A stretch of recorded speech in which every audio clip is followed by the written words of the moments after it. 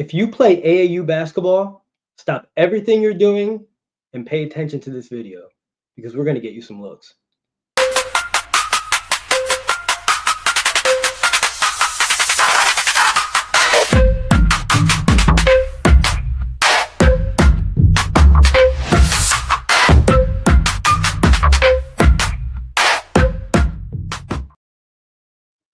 What's going on, everybody? Welcome back to another episode of On Target with EJ Arrow.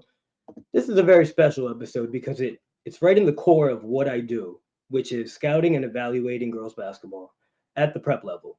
And we are in the middle of an AAU season. Actually, we're at the end of the AAU season. Time flies. It's crazy that we're already at the end of July, pretty much, right? Going into the last live period. And maybe you're watching this and you're like, well, I don't have the offers I'm seeing some of these girls posting on social media. I don't really have the looks. I don't really have anything. What am I doing wrong? What can I do better? I'm going to help you out. I'm going to help you let those coaches know you mean business and, keep their attention when they're there. Maybe you've had coaches that you've noticed they sat down, they watched, and maybe they left and you don't really hear anything from them. You remember the name on their shirt, but you're not getting an offer from them. You don't hear a thing. And you're trying to figure out, why didn't I get noticed? I played really good, but I didn't get noticed. I'm going to give you a few tips that are going to help you moving forward. Maybe this is your final live period of your career coming up and you don't have one offer. Let's change that. Let's dive right into it. First and foremost, I can't tell you how many times I've been to AAU events and players are walking around bright and early, first thing in the morning, it's 9 a.m. They have a cheeseburger, they have French fries, they have pizza. That's not going to fuel you properly. You're not going to play your best basketball doing that. That's going to be terrible. Choose quality over convenience. Remember, you're going to get out what you put in. So you have to eat as clean as possible. You have to stay hydrated. That is absolutely crucial. If it means packing lunch, packing snacks, if there's not many great options, which we've seen quite a few times, at different events, I've noticed that they don't really have the best options. It's usually a burger. It's usually, like I said, a pizza. It's chicken tenders. It's fries. Very rarely do you see a salad bar, acai bowl station, a smoothie station, any type of options like that, especially at the lower events that are maybe not live period events. It's pretty hard to get a quality snack, a quality meal. But you need to fuel your body the right way because how you start your day, it's going to matter.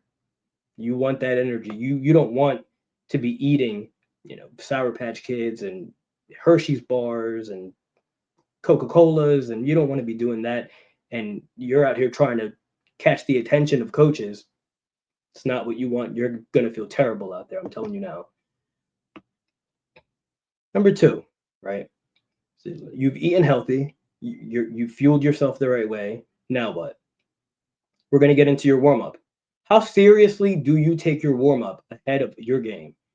Are you fooling around? Are you just putting in light work? Or is your game face already on? Are you already locked in and ready for the challenge ahead? The mindset should always be practice the way you play. You should be locked in from the minute you guys are out there, before any whistle blows. People are still trickling in. Coaches haven't even sat down yet. You should be ready to compete. You shouldn't be just hanging out on the sidelines, just talking or watching other people warm up or lightly going at it. You should be ready. You should be absolutely ready to go. So let's say you're ready to go now. You've eaten healthy, you've eaten clean, you're hydrated, you've warmed up the right way. What next? Your body language. Body language on and off the court matter. Are you hanging your head after every missed shot, turnover? Are you totally defeated? You turn the ball over one time and you're like, what now? Or are you encouraging your teammates when you're on the court? Are you positive? You turn the ball over one time, it's fine. You turn the ball over again, it's fine. It happens. Is that your positive attitude going through it? Are you locked in? Are you ready during team huddles, or are you off in a corner somewhere watching everyone kind of, you know, go about what's going on, and you're not really paying attention because you're too good for that? That matters, and we all notice that. Trust me, I notice everything that's going on, whether you're on the court or you're on the bench. Just because you're not on the court doesn't mean you shouldn't be in that team huddle. I don't care if you're the last one on the bench next to the Gatorade station, next to the water bottles. You should be in every single huddle because you never know when your number is going to be called. And when your number is called, you better be ready to show out.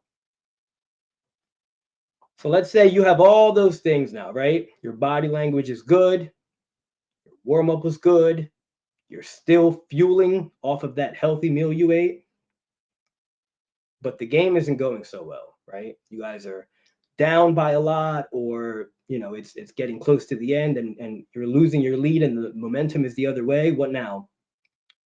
Well, how are you going to react to that adversity? How are you going to react to what's going on in real time? How do you respond when your team is down? Do you step up and embrace the leadership role, or do you crumble? Do you fade into the background? Can you produce against the biggest and baddest opponents just as you can the lower tier teams? You can dominate a low tier team, but can you do that against some of these big programs that are pretty stacked with talent? Can you still compete? You don't even have to dominate. Can you still compete? Or are you intimidated before you even step out because you've seen the names on the opposing roster? Does that intimidate you? Do you fold under pressure? How do you make an impact when the game isn't going your way? How are you still going to make that impact and deliver? You have to keep your composure when the going gets tough. It's all great and everyone's happy when you're winning. Everything's great. But when things aren't going well, because let's be honest, you're not going to win every game you play. It's not going to happen. Everyone loses, right? So you might as well get used to that. Everyone loses at every stage in basketball, whether it's middle school, high school, AAU, college, WNBA, overseas. It doesn't matter. People lose. You're going to lose all the time. But how do you respond? How do you react to that? Does that trickle over into the next game? You just lost a game. Let's say you lost by 45 points, right? Are you going to go into this next game in 4 hours with that in the back of your head? Or are you going to regroup, clean slate, refresh, and get ready to go out there and compete again? That's important because it's not just about when things are going great. And listen, not everybody's going to be that scorer that's going to help your team, light up 30 points a game. Not everybody's going to do that. Not everybody's going to be an offensive juggernaut. And that's okay because there's other ways to impact the game. Can you facilitate? Can you play lockdown defense? Are you a good teammate? Do you bring the energy off the bench, on the court? Do you have that energy? Are you motivating your teammates to win, to do better? Are you a vocal leader? People have this misconception that you have to be, an upperclassman to be a leader, and that is not true. You can be a leader at any stage in your progression. You just have to know how to approach the game and how to approach your teammates. Coaches and scouts love well-rounded, multi-dimensional players. I'm a scout. You got to trust me on that one. The things you can do on the court and off the court matter. If your team is down, how are you reacting on that bench? Right? If your team is down and you're not on the bench, how are you trying to impact the game so maybe your team is not down anymore, right? Or maybe you're not down by as much and you're going cold shooting. What else can you do? Can you rebound at a high level? Can you crash the glass? Are you not afraid of crashing the glass and getting in there? Can you lock down the perimeter? Can you kind of prevent some of the scoring runs maybe that your opponent is going on? Can you kind of tame them a little bit, right? What else can you do? You have to be able to do more than one thing out there. That's very important. It's all about multi-dimensional basketball, multifaceted basketball. And listen, you never know who's watching, right? Either in person, on the sidelines, or on live stream. There's been plenty of events where I have not been able to make it. Events across the country, maybe work obligations are keeping me closer to home. But you better believe I am on live stream watching, whether it's the EYBL live stream, whether it's Be the Beast, Baller TV. I'm watching and I'm taking my notes just as I would be if I were there on the sidelines. It's very important. Just because you don't see a coach there doesn't mean they're not watching you, eye in the sky above, right? You never know who's watching. Compete, approach every game like UCLA, UConn, Tennessee, Baylor, Duke, like they're there. Approach every single game that way. It's very important. But also, don't go out there and try to be someone you're not, right? Whether those big time schools or even not, whether schools, period, are there, right?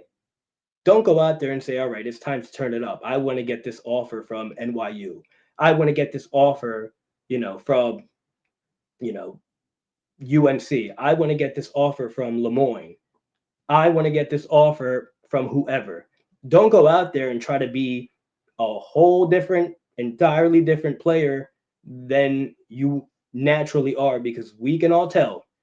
Everyone can tell when you're being someone you're not. Don't do it. Stick to your game. Go out there and play your style of basketball. Stay true to who you are. Stay true to everything that makes you the player that you are.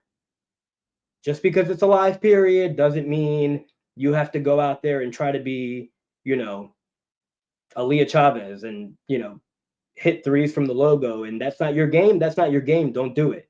You know, if your game isn't to crash the glass and that's just not what you do, please don't go in there and get injured. You're 5'3" going up against 6'7" and thinking you're gonna stand a chance there, and that's not what you do, and you don't know how to rebound well. Don't do it, right?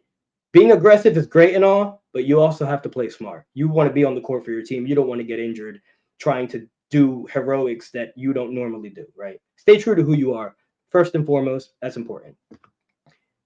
But more important is to have fun throughout all this. You can eat clean, you can be prepped and ready to go. Your warm up is great, right? You're playing great. You're playing defense. You're playing offense, but you're not having fun. It's stone cold face, right? There's no emotion there. There's a difference between having a game face, right, and having that game face, but also enjoying what you do. You have to go out there and enjoy it. Otherwise, is it really worth it, right? The more fun you have, the looser you are out there. These are the moments you're going to cherish forever. Looking back, you want good memories. And it's written all over your face.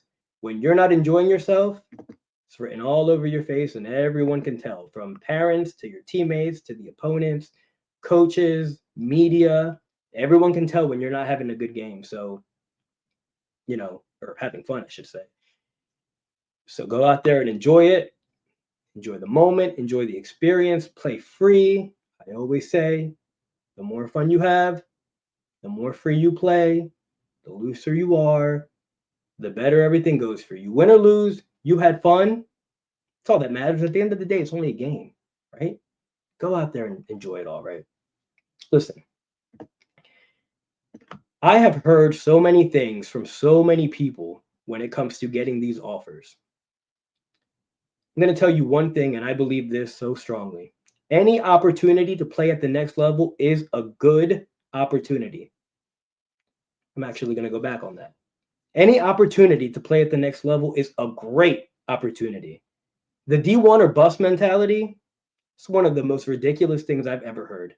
It's never D1 or bust ever. So anyone who tells you that, anyone who tells you something different other than any opportunity is a good opportunity, is not someone you want in your circle or in your ear offering guidance or advice. You don't want to listen to that person because it doesn't matter at the end of the day. The goal is an offer. Go out there and get that offer. Go out there and have fun. Go out there and play good basketball. Be a good teammate, right? Get that offer. Don't just approach it as, I don't have an offer from South Carolina, so it's no good. I don't have an offer from Stanford. It's no good. It's not worth it. I don't have an offer from Texas. It doesn't mean anything. That is not true.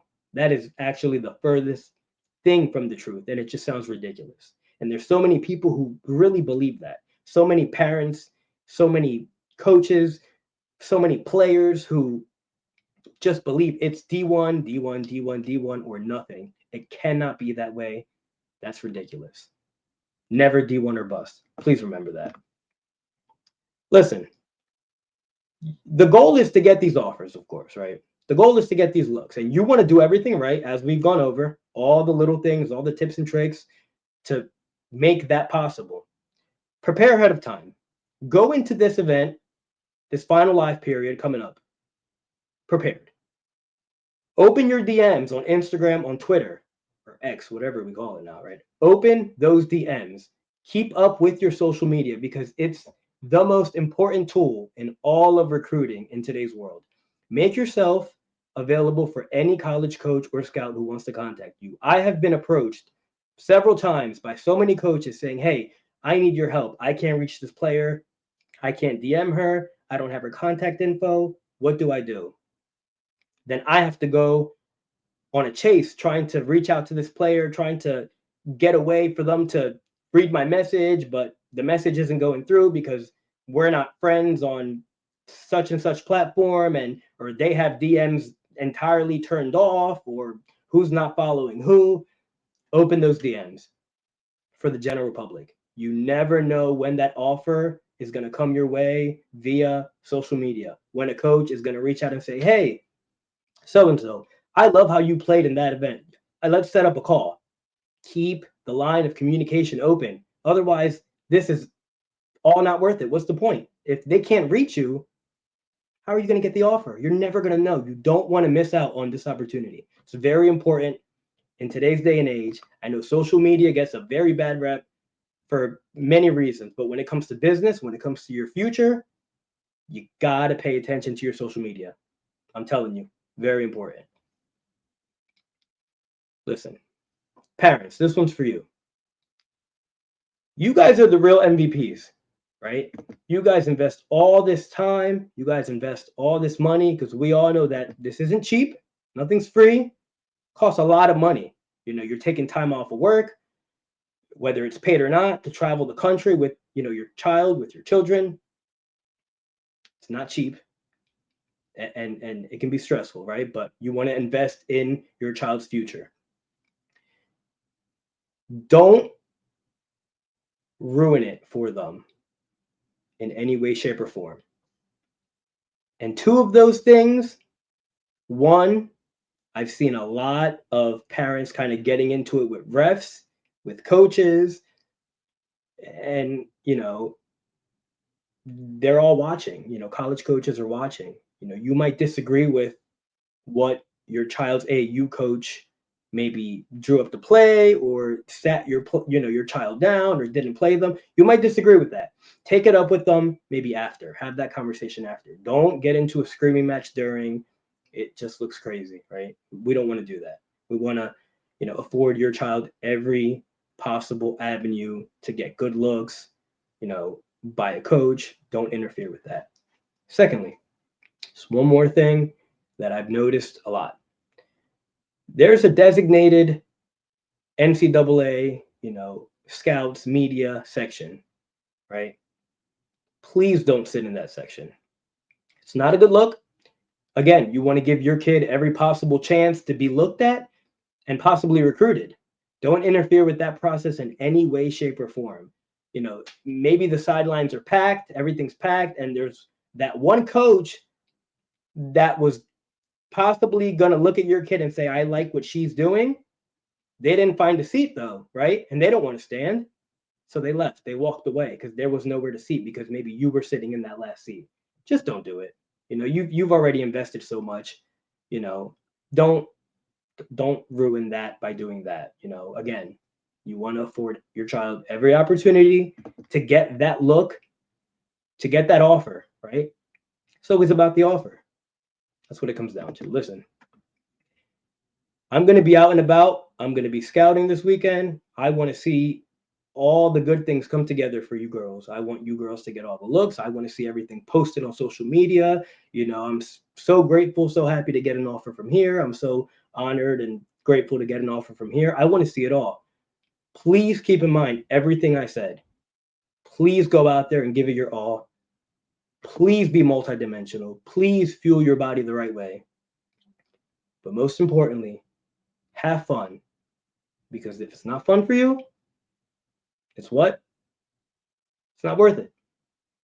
It's not worth it. Listen, I appreciate you guys, right? We've hit the end here of this AAU recruiting trip. It's been, for some, a long summer. For others, it went by quick, right?